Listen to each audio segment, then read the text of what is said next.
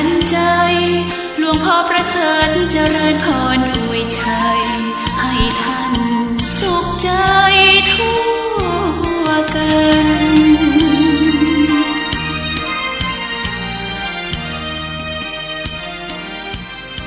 ขอยกมือ10 นิ้วกราบนบนอบน้อมยังพระติรัตนเกี่ยวเจ้าตั้ง3 ประการอันมีพระพุทธพระธรรมพระสงฆ์อันเป็นสรณะที่เปิ่งตีเคารพนับถืออันสูงสุดในชีวิตขอกราบคารวะแตบไตรไวสาบุญญาปารมีธรรมพระเดชพระคุณหลวงปู่พระพรหมมงคลที่ปรึกษาเจ้าคณะภาค7เจ้าอาวาสวัดพระธาตุเจ้าสีจอมตองพระเดชพระคุณหลวงปู่พระเทพโกศลที่ปรึกษาเจ้าคณะภาค7เจ้าอาวาสวัดศรีโสดาพระอารามหลวงพระเดชพระคุณหลวงป่อท่านเจ้าคุณพระเทพปริยัติเจ้าคณะจังหวัดเชียงใหม่เจ้าอาวาสวัด7 ยอดพระอารามหลวงอำเภอเมืองเชียงใหม่พระเดชพระคุณหลวงป่อท่านเจ้าคุณพระเทพรัตนนายกท่านเจ้าคณะจังหวัดลำพูนพระเดชพระคุณหลวงป่อท่านเจ้าคณะจังหวัดเชียงรายตลอดจนพระมหาเถรานุเถระเจ้าคณะพระสังฆาธิการภิกขุสงฆ์สามเณรจุตนจุองค์โดยความเคารพขอเจริญสุขเจริญปอนปออกไม่ออกศรัทธานาบุญตินจองห้องวัดจุหนุ่มเท่าใจยิงขอน้อมต้อนรับทุกท่านเข้าสู่รายการมรดกธรรมกำเมืองต่างสถานีวิทยุกระจายเสียงวัดฝ่ายหินตำบลสุเทพอำเภอเมืองเชียงใหม่จังหวัดเชียงใหม่ส่งสัญญาณกระจายเสียงในระบบคลื่นความถี่ FM 104.50 เมกะเฮิรตซ์สถานีวิทยุวัดป่าแดงมหาวิหารตำบลสุเทพอำเภอเมืองจังหวัดเชียงใหม่ส่งสัญญาณกระจายเสียงในระบบคลื่นความถี่ FM 92.25 เมกะเฮิรตซ์สถานีวิทยุวัดหนองกาย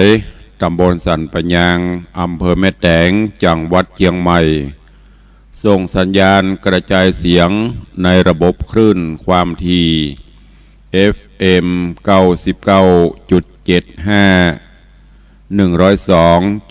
102.0 และ 89.25 เมกะเฮิรตซ์และสถานีวิทยุพระพุทธศาสนาจังหวัดเชียงรายส่งสัญญาณกระจายเสียงในระบบคลื่นความถี่ FM 99.50 เมกะเฮิรตซ์ตลอดจนวิทยุชุมชนเสียงตามสายออกกระจายข่าวตามวัดตามวาตามหมู่บ้านต่างๆพร้อมกันนี้ขอเจริญสุขเจริญปอนญาติโยมศรัทธาติดตามรับฟังต่างเฟซบุ๊กต่างเฟซไลฟ์ต่างเว็บไซต์ต่างๆบ่ว่าจะเป็นเฟซบุ๊กของ104เฟซบุ๊กของวัดฝ่ายหินเฟซบุ๊กของวัดวังสิงห์คำเฟซบุ๊กของวัดศรีรัตนมงคลล่องยาวแล้วก็หลายๆวัดหลายๆเฟซที่เปิ้นกดแชร์กดลิงก์สัญญาณให้ญาติโยมได้รับฟังกันอยู่ในเวลานี้รายการนี้ดำเนินโดยอาตมภาพพระครูวิสิทธิ์ศรีลาภรณ์เจ้าคณะตำบลป่าแดดเจ้าอาวาสวัดวังสิงห์คำตำบลป่าแดดอำเภอเมืองจังหวัดเชียงใหม่เป็นผู้ดำเนินรายการก็ได้น้อมนำเอาธรรมะสาระธรรมคำสอนแบบล้านนาเมืองเหนือมาเทศนาฮือญาติธรรมญาติโยมได้รับฟังกันเป็นประจำตึงวันปะกันวันนี้ ตื่นเจ้ามาอากาศก็จะเย็นอากาศก็สดชื่นแจ่มใสท้องฟ้าโปร่งโล่งวันนี้ก็เป็นวันทำการทำงานกันตามปกติไปยังบัดตื่นบัดลุกเตือกก็ตื่นกันได้ลุกกันได้เน้อเตรียมตัวเตรียมกายเตรียมใจยกเว้นพี่น้องตั้งเชียงไฮ้เวลานี้กำลังเป็นเวลามะค่ำมะคืนกินข้าวน้ำข้าวแรงกันละก็เดี๋ยวจะว่าโหตุลุงไอ้อย่างพอมืดนี่จำลุกเพิ่นจะนอนกันนี่นะเพราะว่าตั้งเชียงไฮ้เพิ่นจะได้เอาเทปรายการไปออกในตอนมะค่ำยามคืนอันนี้ก็ต้องกราบขอบพระคุณในเมตตาปรมีของท่านผู้อำนวยการสถานีวิทยุกู้สถานีตลอดจนต่างเจ้าหน้าที่ช่างเทคนิคที่ได้ควบคุมดูแลการกระจายเสียงสู่ญาติธรรมญาติโยมได้สดับรับฟังกันโดยเฉพาะแม่ข่ายหลักก็คือสถานีวิทยุวัดฝ่ายหินในเมตตาปรมีของท่านเจ้าอาจารย์พระครูสมุวิสุวัตวรกิจโจท่านผอ.หรือว่าผู้อำนวยการได้ดูแลใจใส่โดยดีเสมอมาเป็นระยะเวลาหลาย10 ปีละได้ดำเนินการดูแลของวัดฝ่ายหินนี่สถานีจะดับก็ตราบใดเมื่อไฟฟ้าดับหรือขัดข้องทางเทคนิคแล้วก็มีแม่ข่ายที่รอรับสัญญาณไปอันมีวัดหนองกายสันไปยังอำเภอแม่แตงในเมตตาบารมีของท่านเจ้าอาจารย์พระประหลัดประเสริฐหรือนามพระครูใหม่แห่งบักกี้วันนี้ก็ได้ร่วมกันเผยแพร่นำธรรมคำสอนให้ญาติโยมโซนตั้งเหนือบอกว่าจะเป็นแม่ริมแม่แตงเป้าฝังสดประตังเสมิงพ่องก็จะได้ฟังธรรมะกันในตัวเมืองเขานี้ก็มี2 สถานีอันมีวัดป่าแดงในเมตตาบารมีหลวงป่อธรรมพระครูโคสิตปริยัติยาภรณ์ก็ได้ลิงสัญญาณออกอากาศตัวเองแล้วก็ตั้งสถานีพระพุทธศาสนาจังหวัดเชียงไฮ้ในเมตตาบารมีของท่านเจ้าหลวงป่อธรรมพระครูสุธีสุตตสุนทรท่านผู้อำนวยการและเจ้าหน้าที่ก็ได้เอาเทปรายการมาออกคือญาติโยมพี่น้องต่างเชียงไฮ้ต่างโซนเชียงไฮ้อำเภอแม่ลาวอำเภอเมืองหลายๆอำเภอที่รับฟังสัญญาณของวัดพระแก้วได้ขอบพระคุณทุกท่านตัวเองตลอดจนอนุโมทนาขอบคุณญาติโยมติดตามรับฟังรายการมาโดยตลอดที่สัมพันธ์ก็คือได้สละเวลาอันมีค่ามาเยี่ยมมาเยือนมาแอวหากันถึงที่วัดวังสิงคำมากินห่วมตันเติงมีลามีบุญกุศลบอกกล่าวเล่าขานก็ได้รับเมตตาจากอีป่ออีแม่ปอออกไม่ออกศรัทธาทั่วสารทิศบางท่านก็ได้ยินเสียงเจียวก็นึกว่าตุลุงเสียงเท่านักแกถ้าจะ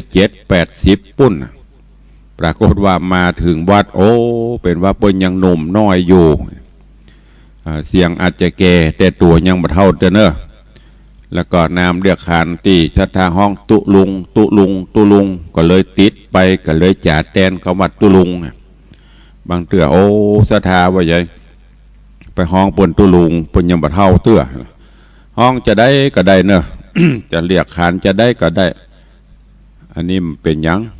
ก็ถือเป็นลูกเป็นหลานก็ขอบคุณน้ำจิตน้ำใจแห่งคำหนึ่งอาตมาภาพก็มียังที่จะมาทดมาแทนน้ำจิตน้ำใจอันใสสะอาดบริสุทธิ์ของปอออกไม่ออกศรัทธาปออุ้ยแม่ป้าที่ได้อุปถัมภ์กำจูนถึงวัดถึงตนตัวมาโดยตลอดนอกเสียจากเสียงธรรมได้นำมาเทศคือวันไหนเจ้าไหนคืนไหนถ้าบัติดภารกิจการใดหรือสภาพร่างกายเต็มร้อยก็มาเทศนาคือได้รับฟังกันสดยกเว้นวันไหนที่ อาจจะมีอย่างคัดข้องก็จะเป็นเทพมาแตนนี่ก็แจ้งฮื้อญาติโยมทั้งหลายได้เข้าใจกันเนอะวันนี้ก็มาฟังกันต่อในเรื่องของจักเข็บหัวแสงลำดับมาถึงตอนที่18จบลงไปวันนี้จะขึ้นตอนที่19ในตอนที่แล้วได้ดำเนินมาถึงที่นอโพธิสัตว์เจ้า ได้น้อมนำเอาแก้ววิเศษที่ได้ไปเสาะไปอย่างมาเอามาฮื้อเอามาใจแทนที่เก่าที่เดิมเอาขึ้นมาเอามาถวายพญาเจ้าเมืองพญาเจ้าเมืองตนนี้ก็โอ้ขำขาดลาวีปันดีแตะปกครองบ้านปกครองเมืองบ่เหมือนป่อเมื่อป่อนี่ปกครองได้ดีอันนี้สืบราชบัลลังก์แทนบัจใจราชบัจใจทศพิธราชธรรมอย่างใจอำนาจตัวเก่าเป็นใหญ่โพธิสัตว์เจ้าเปิ้นเอาแก้วมาคืนมาปิกให้ได้ละเขเปิ้นเอาคืนไปใส่เขเปิ้นเอาคืนไปติดที่เก่าใหญ่ๆโพธิสัตว์เจ้าใหญ่ไปแจ้งเนี่ยบ่เป็นอาจญาเจ้าหรอกบ่เนี่ยก็มันได้เนี่ยก็ยินตายไหนๆก็ตายอ้อจำเป็นนะกะขึ้นไปปะปีนป่ายขึ้นไปเทวดาอาหักเปิ้นก็ตุ่มเตื่อมขึ้นไปเอาไปติดที่เก่าเป็นที่ปริปุณังเรียบร้อยแสงก็ติดออกมาเปล่งประกายสำแจงแสงส่องแสงสว่างนักกว่าอันเก่าเจ้าบ้านเจ้าเมืองกับปิติยินดีในขณะนั้นก็เกิดฟ้าผ่าขึ้นบ้านขึ้นเมืองก็คือพญาเจ้าเมืองนี่แหละผ่าตุ่มลงมาป่าโกฏว่าตึงเจ้าเมืองเรียบร้อยโดนฟ้าโดนอย่างผ่าเจ้าบ้านเจ้าเมืองหรือว่าเสนาอมาตย์จิตใจดำกำเศร้าก็โดนตายไปหมดบ้านเมืองก็เลยขาดผู้ปกครองบ้านปกครองเมืองเอาจะเนี่ยจะใดสัมพญาเจ้าเมืองก็มีลูกมีเต้าบ่มีผู้สืบราชวงศ์บ่มีผู้สืบแทนราชบัลลังก์แทนในที่นั้นสุปัญญาอันเป็นเสนาอามาตย์ผู้อาวุโสเป็นที่เคารพนับถือของเจ้าบ้านเจ้าเมืองก็เลยห้องประชุมเหล่าเสนาอามาตย์ที่ยังเหลืออยู่ข้าราชการผู้ใหญ่ปรึกษาหารือกันว่าเฮาควรที่จะยกยอปอปั้นขอเอาเนี่ยโพธิสัตว์เจ้า ขึ้นมาเป็นเจ้าบ้านเจ้าเมืองแทนเฮาท่านทั้งหลายมีความประสงค์จะได้พ้องมีความคิดหันจะได้ตึงมดตึงมวลก็ปากันหันท้องป้องกันว่าเหมาะสมเปิงควรแล้วควรที่จะทูลเจิญเปิ้นขึ้นรับขันเมื่อเป็นเจ้าอีศีลวรรณกุมารก็รับเอาแล้วก็ เป็นเจ้าบ้านเจ้าเมืองก็เอาน้องมาเป็นอุปราชช่วยกันปกครองบ้านปกครองเมืองมาเรื่องราวจะเป็นจะใดจะเจริญปอนญาติโยมสาธุชนทั้งหลายตั้งอกตั้งใจฟังพระธรรมเทศนาปืนเมืองเหนือเรื่องจักเข็บหัวแสงในตอนต่อไปณโอกาสบัดนี้ นะโมตัสสะภะคะวะโตอะระหะโตสัมมาสัมพุทธัสสะที่เนจากวันนาจะกล่าวถึงนอเต้ายะสะราชาตังเสนาน้อยใหญ่พร้อมพวยตายหลวงลายนำนางโบนผายยอดซอยงามชื่นจอยปัตุมมาจากจำปาเตตตองเพื่อปอกห้องเมืองโตนเตเดินเตียวโหนหิวจอดไปยังจอดเศร้านอน นายโดงดอนป่าเสายักษ์ปู่เทาโดงขวางมาเอานางแว่นฟ้าสะหย่องกว่าหายตาอุปราชายศใหญ่มองหม่นไม่เมาวนจิงยกผลคืนสู่ยังที่อยู่เมืองมิถิลาป้ายลุ่นมาบ่อจะได้ยิได้เป็นเจ้าฟ้าภาปุรีทุกมองขี่ไม่มาดบ่หูขาดหมายหายย้อนเสียดายบอดแล้วยังนางนอแก้วปทุมมาลอยสลีโสภาลอยว่าสลีโสภานาดนองไปตกอยู่ห้องเมืองใดจริงหือคนในอำมาตย์ปัจจานาราชยังจีน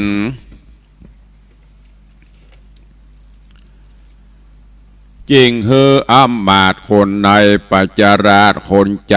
ออกพันภายต้องเตดไปสู่เขตแดนไกลตามเบียงใจน้อยใหญ่ดังใดกล่าวไว้ไปหลังอัฏฐะยังไปแจงพระจริงแสงเทศนาวาตตาญาสารัญโยจาระปุริสาดังนี้เป็นตนภิกขเวดุราภิกขุตังอาทรงตนทะรงศีลใสสะอาดเป็นเชื้อชาติอริยสาวกาการว่าหนอพุทธาหนุ่มเนาคือว่าเจ้าศีละวันนะกุมารบุญสมปานน้องนาวได้เป็นเต้าภาพเวียงใจมีนางเตรียมใจองค์อาจจือนางน้อยนาดปทุมมาน้อยปาลาเมืองกวางมีชื่ออ่างว่าปาลานาสียะธาและมียามใดดังอันตะตาในกาละนอนใสคนแกว่นใจกะตำการผู้จำนานเตียวสอดแห่งเต้าเจ้ายอดยะสะราชาก็เตียวมารอดห้องคงเขตตองปาลานาสีหูข่าวดีแจ้งทีบ่มีที่สงสัยจริงเลี้ยวไหวปอกสู่ยังที่อยู่เมืองโตนแล้วเรโรนรีบหาวไปไหวเต้าญาสราชาว่าข้าแด่มหาราชเจ้าโตนเป็นเก้าประชาตามดังพญาเจ้าฟ้าฮือเจ้าข้าทั้งหลายได้ผ่านภายเตียวต้องไปสู่ห้องเมืองไกลย้อนหมายใจใครหูว่านางกลิ่นโกปทุมมาราชจะทิดาอะคราวไปตกอยู่ดาวเมืองใดบาดนี้สลีนงไว้ยอดซอยได้เป็นกู้หอยราชญาแห่งเต้าปาลาถอยไรในเมืองใหญ่ปราณสีผู้ข้าจริงนี้ปิกปอกอามาไว้นาออกขึ้นมาเพื่อมาทูลสาขาบไว้แด่พระบาทไทยตามมีบัดนี้แหละนะ ตังสุตวาลาจาส่วนพญาญาสราชฟังโอกาสจะไขมิหอนละไทยโคดไม่ว่าใจถอยไรปลาแต่เดิมมาต่ำจะเป็นกำพระมองขีบุญหลังมีหนองนาวได้เป็นเต้าภาพเวียงใจป้อยมีใจฮึกหยาบบ่อสุภาพตามธรรมเข้าดงดำปากวางลู่จริงมั่งเอานางไปอยู่หอขวางร่วมห้องบ่แม่นจองดีลีพิษประเพณีแบบเบาตามฮีดเก่าเดิมมาส่วนราชธิดา นานใสก็ถอยไรเสมอกันบ่แบ่งปันกูเต้าผู้ภาพดาวเวียงใจสายวงใหญ่แต่เก่าย่อมเป็นเชื้อเจ้าสายนายปล่อยใจมาหาฮักขอดยังใจธมอดอนาถาสายวงสาต่ำไตเป็นเชื้อไพร่ตกผ่านกวนยกรีปนหานไปผาบรบขนาบราวียับใจกาลีมาฆ่าหือความนาเมื่อมอนเจ้าผู้ทอนยะสราชผู้หาวหาดเมาโวนโกทาโลนโขดไม่บอกคืดควายตังวายจริงวางไม้โป้งขาดหืออำมาตังตาตีสัญญาเป่าห้องไปควายห้องเวียงใจว่าแต่นี้ไปนาบ่เนอเอิญจะเมินหลาย7 วันหมายเมียดไว้หือไพรไตโยธากาณนาสีโมเหือไปพร้อมอยู่จอมกันเหตุเจ้าหอจันโยดแย้วจักไปภาพดาวเมืองไก่กันคนใดหลีกเว้นลบจากเส้นราชองค์การ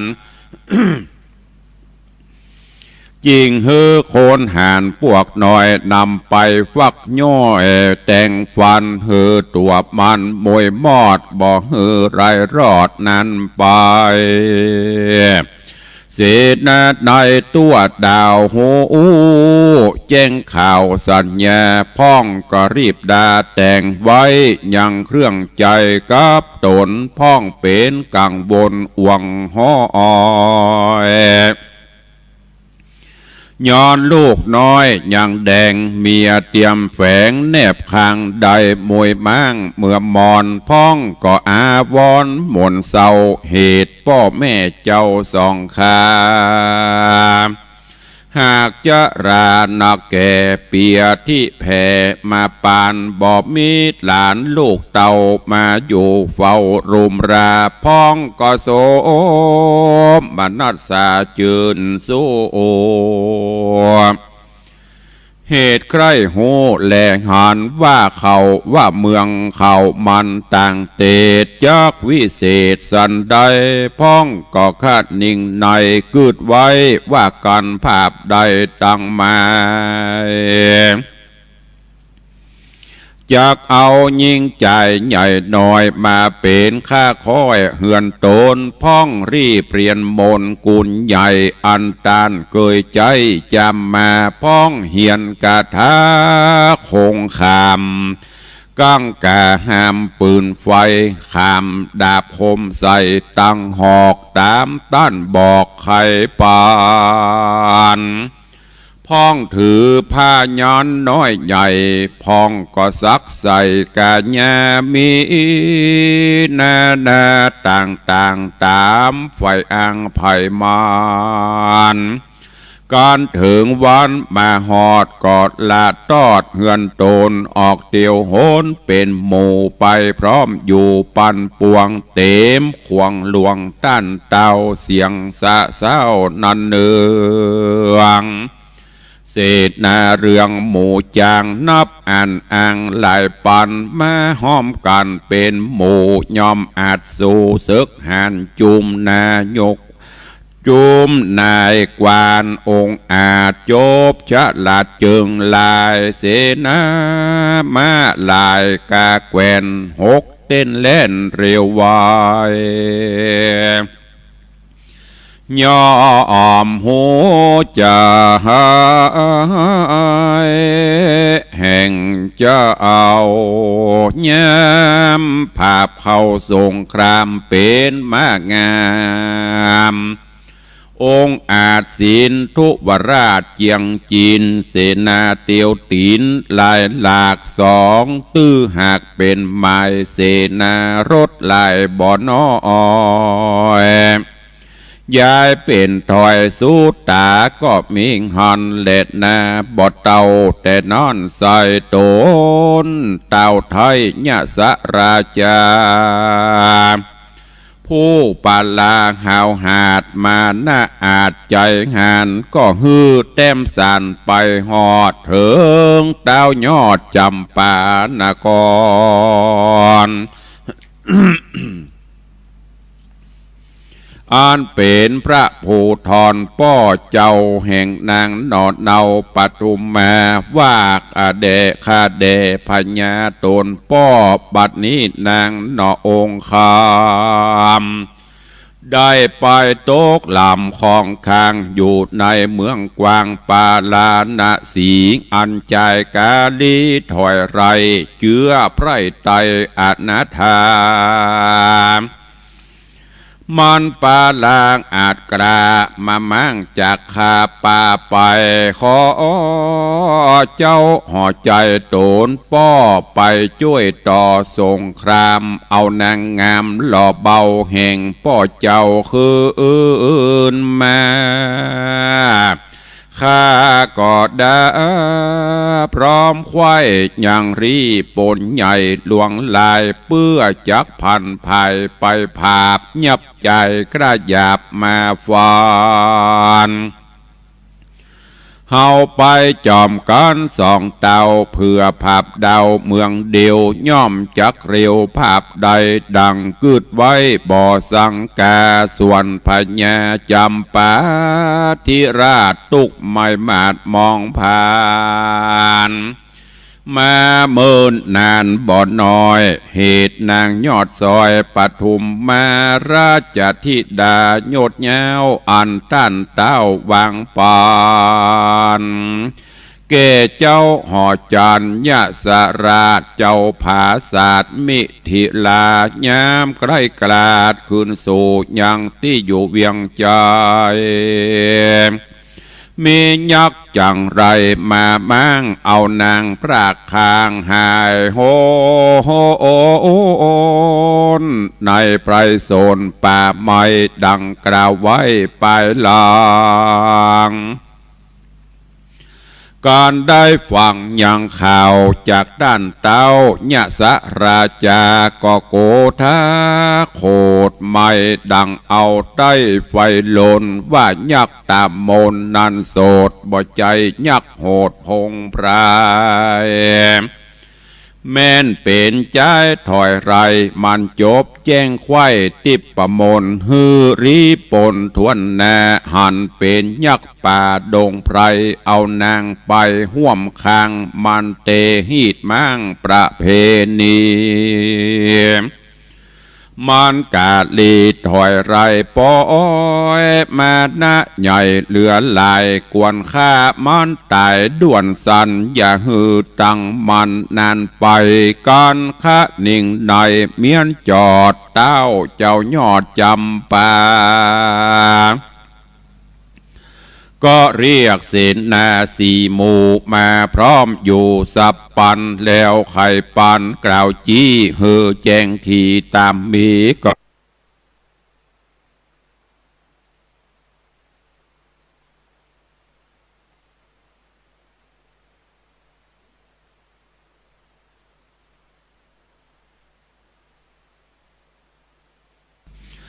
กับเสนาม้วนหมู่เต้าจอมไตหาวหาดคือก็ถือนักขบวงบาทเตรียมใจกับดาบสลีกันใจเกยใจสืบแต่ไทยเดิมมาก็โยกโยธามวลมากออกไปจากเวียงใจรีปนไหลจะจืดฝุ่นฟุ้งมืดบังวานเสียงกลองนั้นมีกองสะนันห้องดินดานจุมจ้างสารห้องแสนมาเต้นเล่นเร็วไวจุมลดไป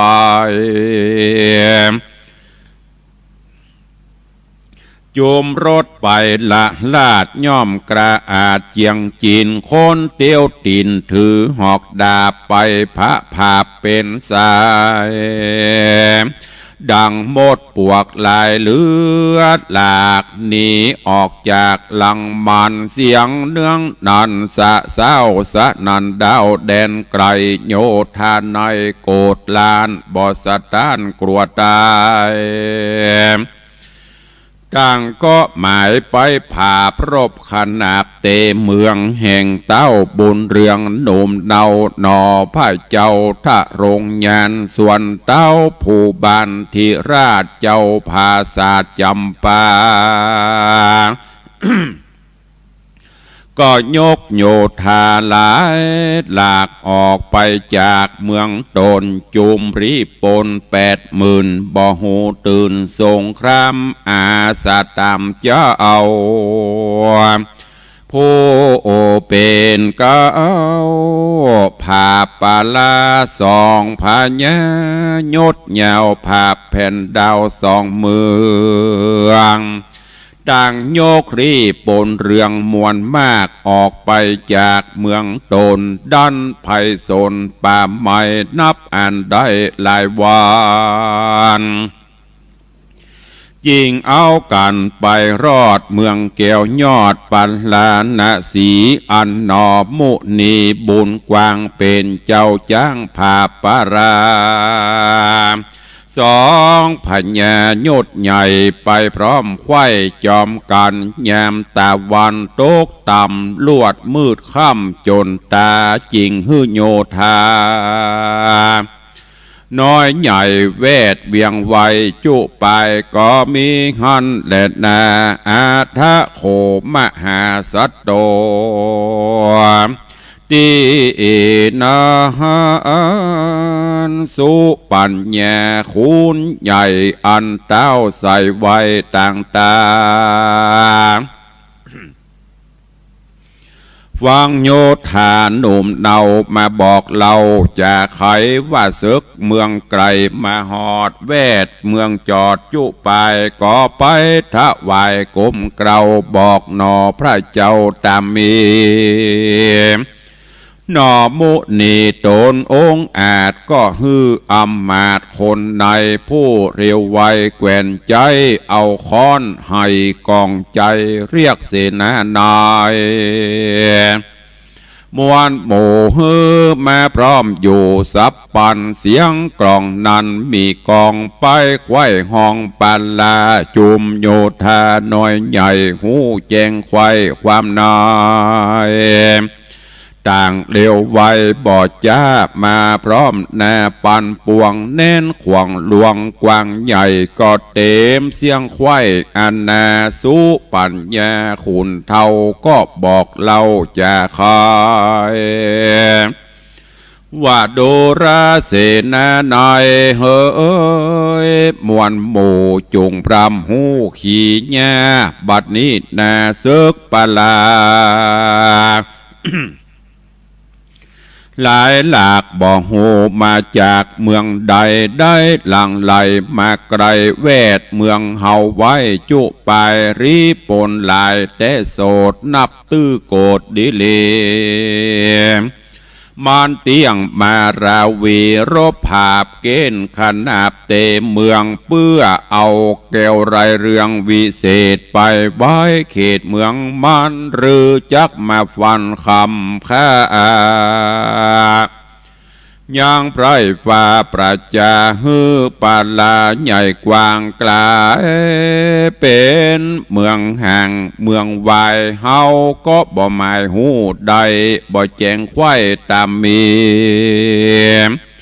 เถิงยามดีพวกเจ้าเตี้ยงหูเงื่อนเก้าอุบายตันต่างหลายน้อยใหญ่จุงอย่าใดลาสาจุงรอราต่อตากับศึกต่างหน้าแดนไกลฮือเรียวไว้แต่งใบยังเครื่องใจสงครามกือจ้างงามองค์อาจจบฉลาดจึงแต่งกำลังแหงบ่พรบ่หูอ่อนพระหนีมาตัวดีไวแวนย่อมกระแกวนจึงลายเสนาลายดาบไว้ตั้งอมอกใหญ่ปืนไฟเส เสนาในถือหอกดาบลูกธนูอาบยายำรีบกระตำแต่งไว้พ่อฮือพร้อมไฟจุประการฮือแสงสำลานม่วนเล่นอย่าได้เว้นอันใดเป็นดังเวียงใจเกี้ยวกวางมีมหรสพไว้แต่งตั้งเมืองการโยธาเรื่องผู้เท่าใครบอกเราสุดปลายเศษนาลายมวลหมู่กันได้หูทีขี่ญาต่างเร่งดาบอจาพร้อมทวนนาจุอันแล้วป้ากันโห่ห้องสะนันกองปุรีมหรสพมีแต่ก่อนบ่ฮือผ่อนอันใดก็มีวันนั้นแหละนาสเปนาคารวาสิโนส่วนเจ้าเวียงใจตัวดาวได้หูข่าวขี้ญาว่าศึกมาอยู่ไกลเวทเมืองไวจุไปต่างก็กลัวตายมุบมูเล่นสะสู่สะโซนโกละหนเกลือกองเกิดไข่ห้องปุรีพ้องว่าเฮานี่ยินยากประตูหากตึดตันข้าศึกมันแวดไวออกบ่ได้ไปใดพ้องก็เรียวไวเมียดไว้ยังเงินบาทใดคำคาตังวัฏฐาแผ่นผ้าตังเครื่องงาลังการเกี่ยวแสงสารหลายสิ่งของก้ายิ่งหลายอันรีบปกปันมันแกนเพื่อปาแลนยามนี้ผู้มั่งมีหลายหลากเป็นตุกยากเลโลนใจกังวลหวังหอยจักเอาแต่น้อยปอแห่งซ้ำของกาแปงมีหลายแหล่มีจุเงตในเฮือนใจเมาเฟือนปั่นกว่าอ่างลงใต้ล่างลายโหนขึ้นไปบนลายตังบ่อาจนั่งเสาซาก็มีหันแลนานิติตังขีญาสังวันนาวิเศษจาห้องเหตุธรรมเทศนาจะเข็บหัวแสงก็บังโกมสมเรศเดช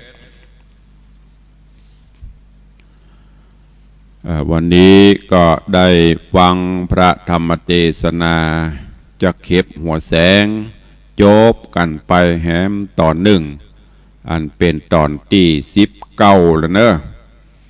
อาตมาภาพได้นำมาเทศนาฮือตันสาธุชนญาติโยมทั้งหลายได้รับฟังกันเนื้อหาเรื่องราวในตอนนี้ก็หลังจากที่โพธิสัตว์เจ้าศรีละวรรณกุมารได้ขึ้นมาเป็นพญาเจ้าเมืองปราณสี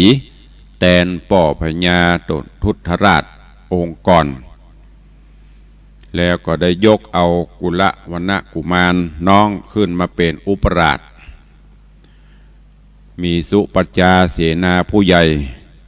พร้อมกับเหล่าข้าทาสเจ้าบริพารได้ร่วมกันปกครองบ้านเมืองมาก็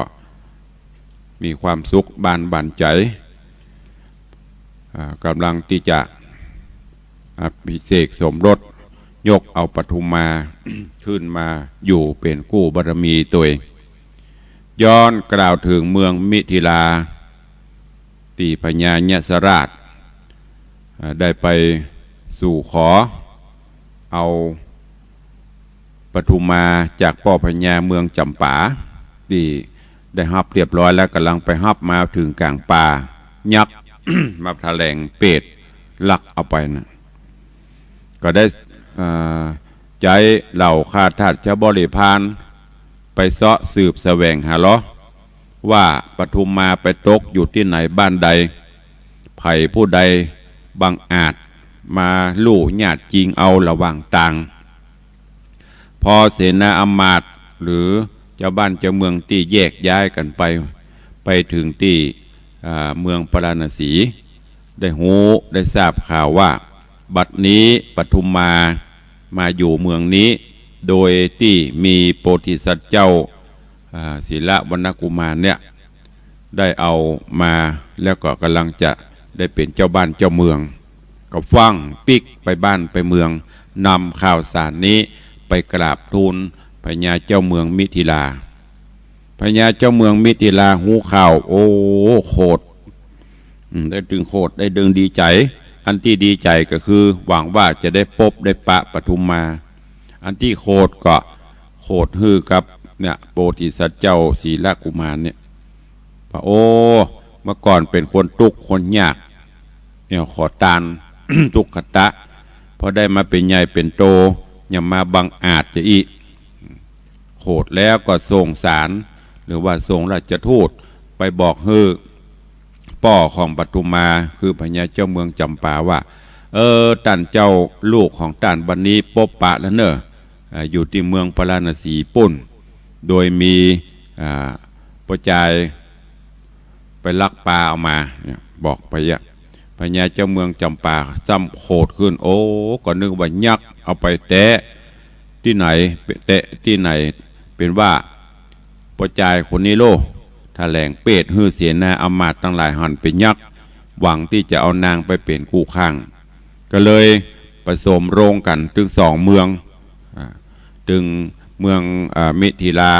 ถึงเมืองจำปานำไพรพลเสนาอมาตย์ยกทัพมาเพื่อที่จะมาปราบปรามยกที่เมืองพาราณสีเพื่อที่จะแย่งชิงเอาปทุมมาแล้วก็จะปราบปรามเอาเมืองนี้เป็นเมืองขึ้นในขณะนั้นสุปัญญาอมาตย์ผู้ใหญ่หูข่าวกับฟังนำข่าวนี้ไปบอกฮือโพธิสัตว์เจ้าศีละกุมารเจ้าบ้านเจ้าเมืองกำลังจะตั้งท่าหมอหนึ่งจะเข้ามาปราบหมอหนึ่งก็จะผลักดันเรื่องราวจักเป็นจะใดก็ให้ติดตามฟังกันในตอนต่อไปวันนี้ก็ขอโปร่งวางไว้แต่เพียงตัวอีกสารธรรมญาติโยมทั้งหลายถ้าเราเปรียบแบบอันหนึ่งในที่นี้ก็คือมารจะมาผจญมารในที่นี้ก็คือกิเลสตัณหาหลังจากที่โพธิสัตว์เจ้าศีละวรรณกุมารได้เสวยสุขมาเป็นเจ้าบ้านเจ้าเมืองแล้วตอนนี้มารกิเลสตัณหาอย่างต่างๆก็จะเข้ามาละนั่นก็เปรียบเสมือนคนเฮาเมื่อทุกข์ยากก็อดสาหะมีความอดทนอดกลั้นเสาะว่าหาเงินหาคำเก็บหอมรอมริบไว้จนได้ทรัพย์สิ่งสลิงคานมาปอควรก็พยายามจะไปฮื้อมารคือกิเลสเข้ามาขำขาราวีใจให้มันเป็นประโยชน์นั่นแหละถ้าทะลุยทลายสุดท้ายมาก็ป่ายการอันนี้เปรียบเสมือนอย่างนี้มารต่างๆที่เข้ามาผสมจุ่มนมจะมารบมาภาพกับศีละวรรณกุมารว่าจะใจสติปัญญาแก้ไขสถานการณ์จะได้ดังนั้นก็ฝากไว้กับญาติโยมทั้งหลายเนอะเมื่อมั่งมีสีสุขแล้วก็จะไปประมาทยิ่งสถานการณ์ปัจจุบันนี้ก็จะไปใจสุรุ่ยสุร่ายคือมีสติมีปัญญากำกับอยู่ตลอดเวลาอยู่กับบ้านกับเมืองปกครองอยู่กับครอบครัวก็เหมือนกันจะไปเตลิดเปิดเปิงจะไปหลงความโลภความโกรธความหลงล้ำไปสุดท้ายเราจะตุกใจมลูนหายนะจะตวยมาก็ขอฝากไว้กับญาติโยมทั้งหลายเนอะเข้าสู่โหมดท้ายรายการวันนี้ก็เหลือเวลาแถมน้อยก่อนที่เราจะได้นำรายการจากกันไปวันนี้ก็ขออนุโมทนาขอบคุณญาติธรรมญาติโยมสาธุชนทุกท่านที่ได้สละเวลามาห่วมกินห่วมทานงานของวัดวังสิงห์คำก็ได้ประชาสัมพันธ์ให้ญาติโยมทั้งหลายมีอยู่2อย่างอันแรกนั้นก็คือร่วมกันขึ้นสร้างองค์สารูปพระเจ้าทองคำที่ได้น้อมเอิญเชิญชวนญาติโยมทั้งหลายได้ร่วมกันขึ้นสร้างเริ่มระดมทุนกันมาตั้งแต่วันที่1 มกราคมต้นปีมาจนถึงบัดนี้ได้8-9 เดือนเข้ามา โดยการที่เขาจะร่วมกันสร้างพระเจ้าทองคำด้วยน้ำหนักทอง108 บาททองก็บัดนี้ก็เกือบที่จะครบละเกือบที่จะได้เป็นตนเป็นองค์เป็นพระเจ้าทองคำแล้วเนอะเหลือแถมสักน้อยแล้วก็หาทุนในการเป็นก้าช่างก้าสลาสักน้อยก็จะได้รอก็คิดว่าประมาณต้นปีเนี่ยก็อาจจะได้เป็นตนเป็นองค์เป็นพระเจ้าทองคำไว้กราบไว้ไหวในโอกาสนี้ก็เชิญชวนญาติโยมศรัทธาเฮาเนอะ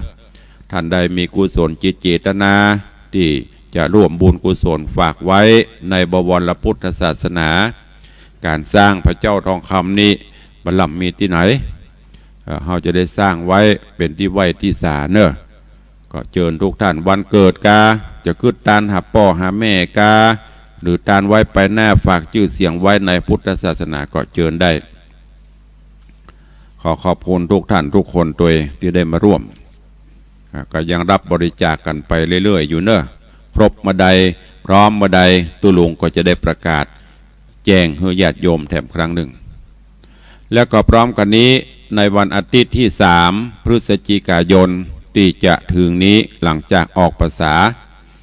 ก็จะมีการทำบุญตอดกฐินสามัคคีกฐินมหากุศลปีนี้ก็เช่นเดียวกันก็ได้รับเมตตาประธานใหญ่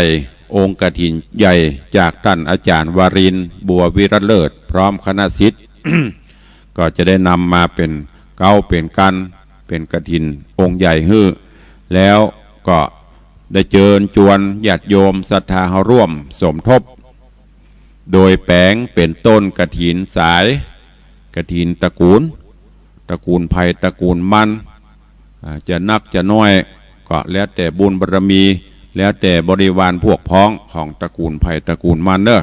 หรือจะให้จะหอมตามจิตเจตนาศรัทธาก็เจริญปอนเจิญได้อย่างที่ตุลุงได้ประกาศเจิญไปตอนนี้กำลังมีประมาณ 3-4 สายแล้วก็มีญาติธรรมร่วมเข้ามาแห่มขอขอบคุณกับโยมแม่เพ็ญศรีสินธนันชัยพร้อมครอบครัวบ้านสันปะยังหน่อมเมืองง่าละปูนร่วมโมทนาบุญ1,000 บาทขอบคุณกับโยมปตาแม่จื้นแสงตะพร้อมครอบครัวบ้านบวกกลางสังกะแปงร่วมโมทนาบุญ1,000 บาทขอบคุณแม่อุ้ยบุญยวงรันจวนร่วมโมทนาบุญกฐิน1,000 บาทโยมแม่บุญพินอ่ำคดร่วมโมทนาบุญกฐิน500 บาทนอกจากนั้นขอบคุณกับญาติธรรมที่ร่วมจะตั้งเป็นต้นกฐินสมทบมาอันมีสายบุญของโยมแม่ศรีวันปันทวงศ์บ้านงวนลายห่างดงก็ร่วมมา1 ต้นใหญ่1 สายแล้วก็มีโยมแม่สาวรักษ์พุทธาหนองก้นครุสันทราย1 สายโยมแม่ปราณีพยัคฆ์ไคหพลพร้อมลูกหลานครอบครัวแถม1 สายกำลังได้3 สายบุญกฐินนะใครจะห่วมเป็นสายใครจะห่วมตามเจตนาก็เจริญปอนเนอะสายในที่นี้ก็คือปีไผ่น้องมันญาติโกโหติการปลุกน้องป้องไปก็ตั้งมา1 ครั้งในชีวิตปี1เขาได้ตานเห็ดสักวัดสักต้นห่วมเปิ้นก็ยังดีหรือจะตั้งของคนเดียวตัว